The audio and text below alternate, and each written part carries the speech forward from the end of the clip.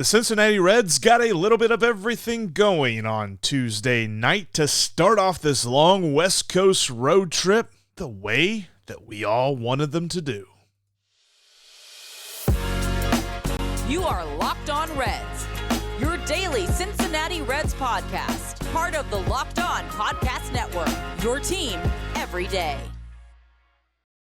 You are Locked On Reds with myself, Jeff Carr. I am a lifelong Cincinnati Reds fan, and I've turned an addiction into information for you. This is my 5th season now here at the helm of Locked On Reds. I want to thank you for taking time out of your day to listen to me talk some Reds with you. I encourage you, if you're listening, hit me up on Twitter at Jeff Carr with 3 Fs, or if you're here on YouTube and this is your first time, please drop a thought down in our comments section. I love talking Reds baseball, and I want to talk Reds with you. Going to try out something new a little bit here today. Got a couple of questions I'm going to ask you along the way. Looking for your all's responses down in the comments section. Every day, as you know, we love talking Reds baseball here. Locked On Reds. This is, of course, part of the Locked On Podcast Network. Your team every day. And if you listen every day, please hit me up. Let me know. Down in the comments section, if you see me at the ballpark, always happy to talk Reds with you wherever we are. The Reds got a huge win. And look, I know at this juncture, every win is a huge win. But looking at this West Coast road trip, big time win to start off the long trip. We're going to talk about what all came together for that because, well, that kind of reminded me of June a little bit, and we are going to get into a couple of roster thoughts. Number one, I think we're done with Nick Lodolo on the season. I also think we might be done with Jonathan India this year. I'll tell you why, and I think we are done seeing Nick Senzel in a Reds uniform. That's all coming up on today's show. Thank you so much for joining us here. But the Reds got a big 4-3 win over the Los Angeles Angels on Tuesday night. Got the 10-game road trip started off the right way, and they had the whole rain delay thing that kind of pushed everything back on us a little bit. It was a late night game. They're going to have another late night game tomorrow as the second part of the doubleheader, but that's what we're used to here in Cincinnati whenever you're watching your Reds on the West Coast. But what they did on Tuesday night reminded me, and I hope it reminded you, why they are in a position to chase the playoffs with the way that they won on Tuesday. They got a little bit of everything, and it starts with Graham Ashcraft. Graham Ashcraft was phenomenal. And look, if you ask anything more of Graham Ashcraft from the start, you're basically asking him to pitch a shutout because 7 innings, he only allowed 3 runs. They were all 3 on solo home runs. This was something that coming into the series was an interesting nugget of info about the Angels, is that they score a lot of their runs off of big flies. They love to hit those home runs. So if you can make sure that there's nobody on base when they do it, that's a good thing. And he did. He only had 2 walks, only gave up a couple of base hits. Career high 10 strikeouts, though. That was the difference in this one. And really, Graham Ashcraft was dominating every hitter in the lineup. He dominated Shohei Ohtani. He dominated Mike Trout, who returned off the injured list there. He really dominated everybody, and it was a good outing for him. He had his cutter working. His slider was all right. He wasn't throwing it as much as normal. In fact, he was working in his sinker a lot more, and that was good to see. He was, getting some weak contact with the sinker. That's something that's key for him moving forward because it can't just be the cutter and the slider. He's got to have something else there. And it's funny because the way that he pitched, it's another 7-inning start. Dude has had so many of those recently, and it's been so clutch for the bullpen. The bullpen was able to follow up with a very nice outing, shutout ball between Sam Maul, Ian Jabot, and Alexis Diaz because they only had to get 6 outs. But the pitching for me and the way that Graham Ashcraft was able to do this and the defense behind him kind of has me wondering. I want to ask you this. Is this the spark? Is this how we see the Reds kind of get their second win? Because I've said it a couple of times, and I know that there's been people in the comments that are just like, Can it just be a win? Can it just be a game? But I think we're looking ahead. We're trying to figure out, all right, this team is not out of it. I know there's plenty of people that want to say, they're done. They got all these rookies. They're not going to make the postseason. I don't know why they talk like they're from a 1920s detective movie, but I really feel like people are discounting the talent on this team. They're discounting the ability that these guys have, and the way that these young guys really showed through on Tuesday night has me wondering, is this the spark? They referred, that Matt McLain and Spencer Steer did the post-game interview with Jim Day, and they once again referred to themselves as America's team. Haven't heard them do that for a little bit. They were referring to themselves as America's team whenever they were going good in the middle of June and there in early July. Kind of makes you wonder, are they getting that feeling back? It's probably from electric plays like Elly De La Cruz, though. Elly De La Cruz had a night. He reached on an error. The big thing for me and the big thing for everybody was that fifth inning. The Reds scored 3 runs with 2 outs, and that was basically the difference in the ballgame in the top of the fifth. But in the top of the fifth inning, Elly De La Cruz reached first on an error by Angels rookie first baseman Nolan Shanuel. And the play, if you did not see it, it was a slow bouncing ball that if anyone else on this roster hits that slow bouncing ball, Nolan Shanuel fields it cleanly, maybe runs over to first, steps on first, maybe flips it to the pitcher as he's running to cover, and it's an easy out. But it's Elly De La Cruz, and when he is hitting, it's in the back of the mind of every fielder. He might beat me to the bag. We've seen him beat a pitcher to the bag. We've seen him beat first baseman to the first base bag when they field a ground ball that they think should be routine. So in his mind, he's like, I got to get to first base. And so he did the whole thing that every football fan hates watching their favorite football players do. He tried to run without the ball. He turned to look and okay, let's get going. And the ball just caromed off his glove. And oh, by the way, there were runners on second and third that both scored on this play, this slow bouncing ball that, you look, it's ruled an error. When you look at it in a stat sheet, it's not going to help Elly De La Cruz's batting average, and it's not going to give him RBIs, but it won the game.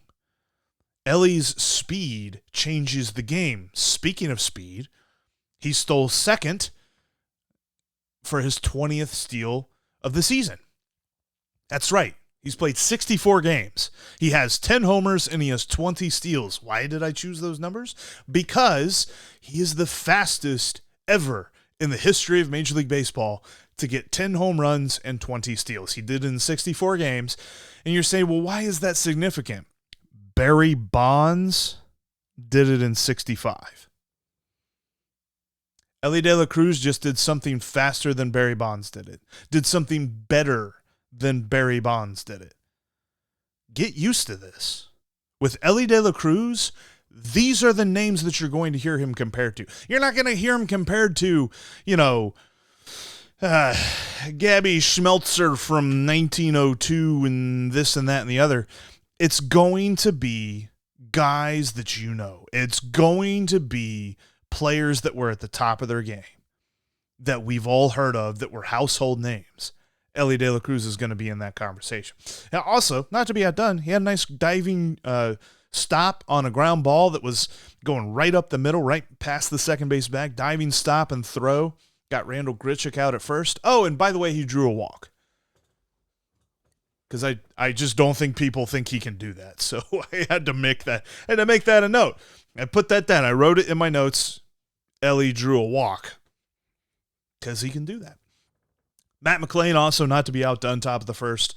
Big home run to get the scoring going, because really Lucas Giolito dealt for the Angels in this game. Had it not been for Nolan Shanuel's error, very likely could have gotten out of this game with only 1 run allowed.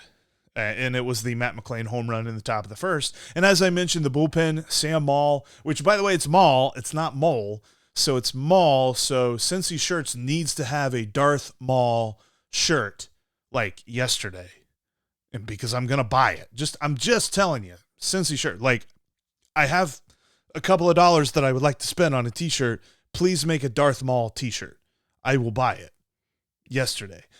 He pitched well, struck out Shohei Ohtani. Ian Gibaut comes in, gets a 3-pitch out to get out of the 8th inning. And then Alexis Diaz, he was amazing. But really, Tyler Stevenson had a big play in that top of the 9th as well. Like, Alexis Diaz looked solid. He hits a guy, puts him on first. Logan O'Hoppe puts him on first base. They pinch run. They bring in Mickey Moniak. And then Moniak tries to steal second. Tyler Stevenson threw the most perfect throw you could possibly throw. And Matt McLain put down a brilliant tag. It was a nice tag that even after video review, they said, yep, he's out. It was great to see because Stevenson had another tough night at the plate, but he had a beautiful throw from behind. Look, it's nice to see America's team back at it. And is this the spark? Love to hear your thoughts on that. Please let me know down in the comment section or hit me up on Twitter at Jeff Carr with 3 Fs. Look, the Reds told us something about the future as it pertains to a former top prospect. Coming up next, I'm going to tell you why we have seen the last of Nick Senzel in a Reds uniform. Before we get into that, I want to tell you about today's sponsor, and that is eBay Motors. Because for a championship team, it's about making sure that every player is a perfect fit. It's the same when it comes to your vehicle. Every part needs to fit just right. So the next time you need parts and accessories, head to eBay Motors. With eBay Guaranteed Fit, you can be sure that the part you need fits right the first time around. All you have to do is you add your car to the My Garage area and then look for a green check mark next to the part so that you know it will fit or your money back. Because just like in sports, confidence is the name of the game when you shop at eBay Motors. And with over 122 million parts to choose from, you'll be back in the game in no time. After all, it's easy to bring home a win when the right parts are guaranteed. Get the right parts, get the right fit, and get the right prices on ebaymotors.com. Let's ride. eBay Guaranteed Fit only available to U.S. customers. Eligible items only. Exclusions apply.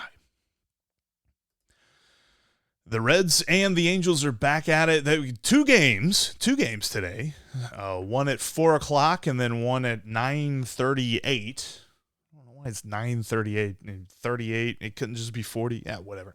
You can catch every pitch of the Reds' hometown broadcast with SiriusXM. Just download the SXM app and search the word Reds. And thanks as always for making Locked On Reds your first listen every day. Everydayers. Coming up on the next Locked On Reds, will we be celebrating the Cincinnati Reds hitting the over? Because they're one win away. I love that. I can't wait. I can't wait to get in on that. And you know what? Before we jump in, because we're going to talk about India and Lodolo and some bad injury news there, shout out to Luke Weaver. He made it to Seattle. Just got signed by the Seattle Mariners to a major league contract. They didn't sign to a minor league contract, a major league contract with the Seattle Mariners. I wish him and the Mariners good luck. All right, Jonathan India and Nick Lodolo, and really I think it's definitely Nick Lodolo, and I think Jonathan India may be done for the year. Just hear me out on this. When it comes to India, Noelvi Marte being called up means I don't know that we're going to see Jonathan India the rest of this season. And then Nick Lodolo had a setback in his rehab, and I think he should just be shut down. We'll see you in Arizona. Tell you about that here in just a moment. First, let's start with India, though, because if India was coming back, then why'd they fill his spot? I think that the Reds have shown us this year that if they believe a certain player is going to play a certain spot, and if they're hurt or if they're waiting on them to be called up or they're waiting on, Nick Kroll to call him up from the minor leagues or something like that, then they'll just fill that position with a fill-in guy, like a Kevin Newman or like a Nick Senzel, who we'll talk about in a little bit.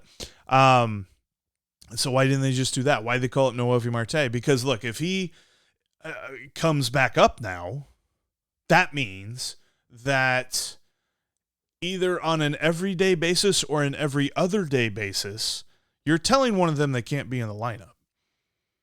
You're telling one of Joey Votto, Jonathan India, Noelvi Marte, or Christian Encarnacion Strand, you're guaranteeing that one of those 4 guys does not play, or at least doesn't start.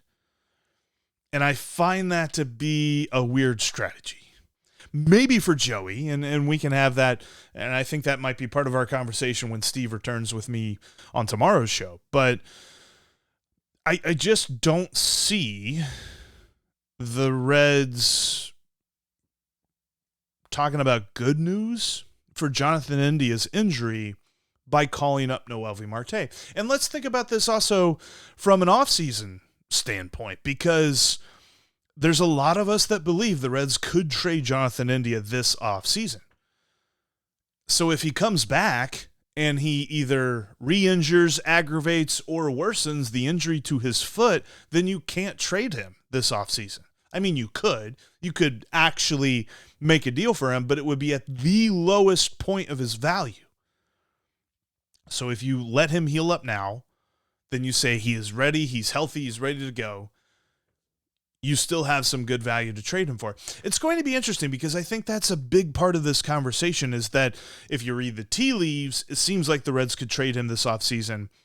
If you're looking at where he is at and how he has played this year, and possibly ending the season with an injury might not be the highest point of his value to trade him. So it's going to be something we talk about this offseason. But it's worth a consideration. I just think with the Reds calling up Noelvi Marte, they're saying we've got our infield set and we're ready to go because we got some bad news on Jonathan India.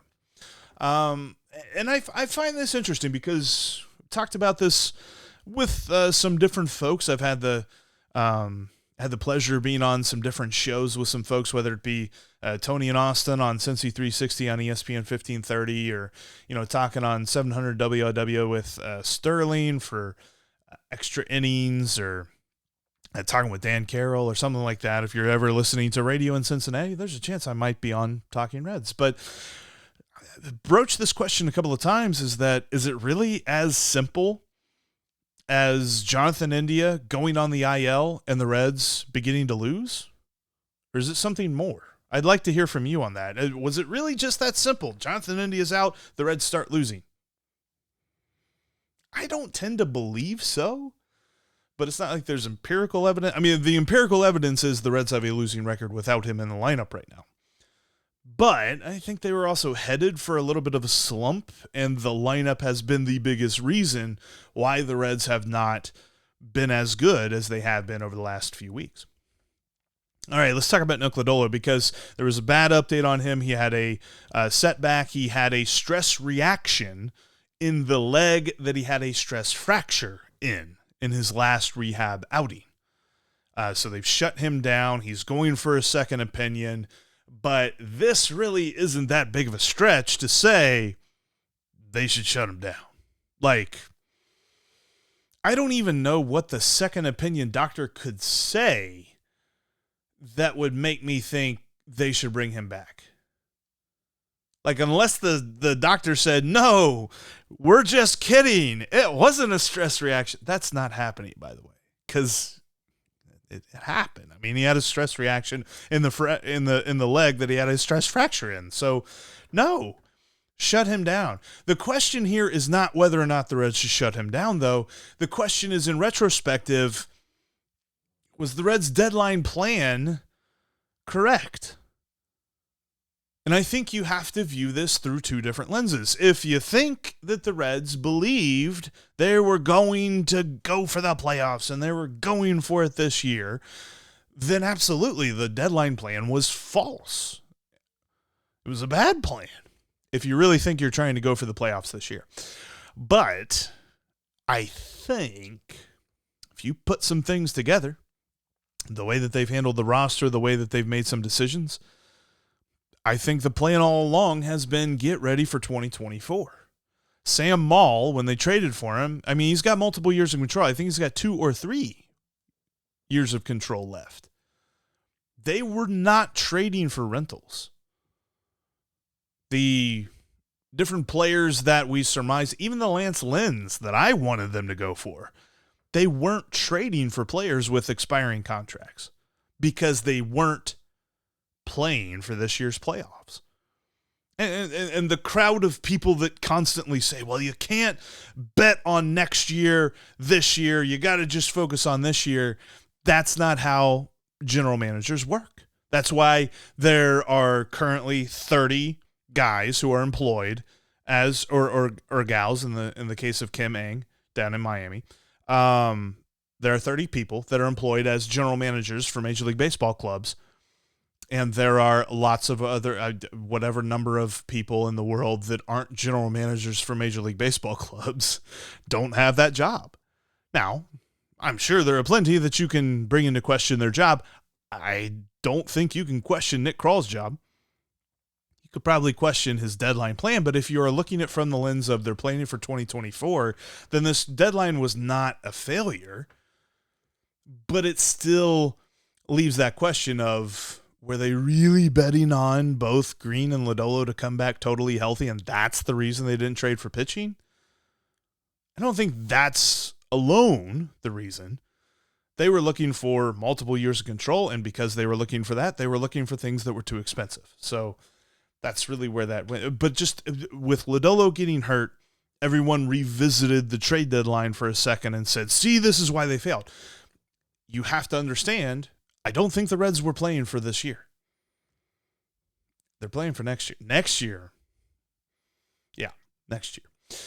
But I don't think neither India nor Lodolo should play again this year. Speaking of what's going to happen next, I think the Reds have told us that they're done. You're done with Nick Senzel. I'm going to tell you why coming up here in just a moment. Before we get into that, I wanted to remind you that you can catch every pitch of the Reds' hometown broadcast with SiriusXM. Just download the SXM app and search the word Reds. Excuse me. Get a drink of Fresca there. You can follow the podcast too. Make sure, if this is your first time listening, make sure you follow us on your favorite podcasting app. Or if you're watching here on YouTube, thank you so much. If it's your first time, make sure you subscribe and click that bell to get notified whenever we've got new content for you. We'll be with you all season. The rest of the season, we'll be with you through the off season and the next season. And as long as they will let me talk about my favorite team, the Cincinnati Reds. All right, the Reds are telling us with their most recent moves that they are done with Nick Senzel. Spot the lie. Stuart Fairchild gets put on the 7-day concussion injured list. Henry Ramos gets DFA'd. Okay, well, that's 2 outfielders. You need an outfielder. Nick Senzel's coming up, right? Wrong. Michael Ciani and Nick Martini, they even called up another Nick, are coming up to the major leagues. Michael Ciani and Nick Martini. Now, Ciani, you might remember, last season got a cup of espresso, not even really a cup of coffee, a cup of espresso with the Reds last year. He's a light-hitting, glove-first outfielder. He can play a mean center field. But when he's at the plate, he's not scaring any pitcher in the major leagues. Maybe he can develop into something there, but he's going to be more of a defensive-minded dude. And then Nick Martini, quick look at him. He has 282 at-bats for 3 different MLB teams across 3 different seasons, and he hasn't played in the majors since 2021. These are the 2 guys that the Reds called up instead of Nick Senzel. They're telling us that they're done with Nick Senzel.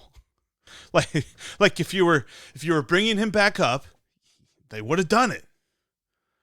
This is a bit of a bummer because, I mean, he was the promised prospect, right? He was the top guy, number 2 pick in the draft. Like, think about this, Nick Senzel. And I have a question for you. A question for you to think about. Is Nick Senzel a cautionary tale that we shouldn't worry about prospects? Or is he a cautionary tale that you can never have too many prospects? Because think about whenever he was coming up, whenever he was getting ready to debut in the major leagues, who else was with him? I think we have been blessed, spoiled, definitely, but definitely blessed this year to have so many top dudes make their debuts. Between Elly, between Matt McLain, Spencer Steer really debuted last year, but Christian Encarnacion Strand, Noelvi Marte, Andrew Abbott, Brandon Williamson, all these guys making their debuts and making big contributions to the team. But think about if it was only just one of those guys. It's kind of where we were with Nick Senzel. And really, the vibe around the club at the time, whenever he first came up, was, all right, Nick Senzel's going to get here, then we're going to start building for the playoffs.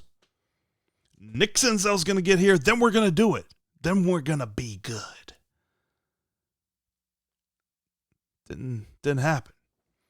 In fact, if he is indeed done, and I believe he is, I believe the Reds are telling us that he will be playing for a different team next year, Nick Senzel's career as a Red ends with a .236 career batting average, a career OPS plus of 74, which, quick primer on that, if you don't remember, OPS plus 100 is league average, so he is 26% below league average for his career as a Red. A total of negative 1.9 baseball reference WAR, wins above replacement. And then just for measure, I compared it with FanGraphs because they both do different calculations for some reason, but FanGraphs wins above replacement negative 1.1. So still below replacement level for a former top prospect, a guy that was highly rated by national prospect prognosticators as well as, as well as Doug Gray, as well as all of us.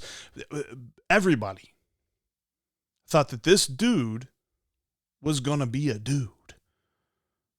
And he's been a dud.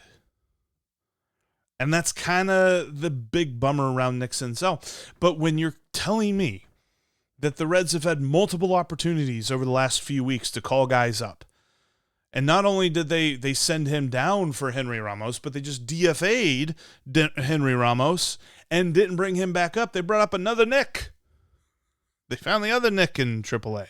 Nick Martini called him up. Journeyman, not really journeyman. I mean, he's only played for 3 teams and hasn't played in 2 years. Year and a half. But that's the Reds telling us, without coming out and just saying it, that they're done, because he's going to be a non-tender candidate whenever that deadline comes up here in the beginning of December.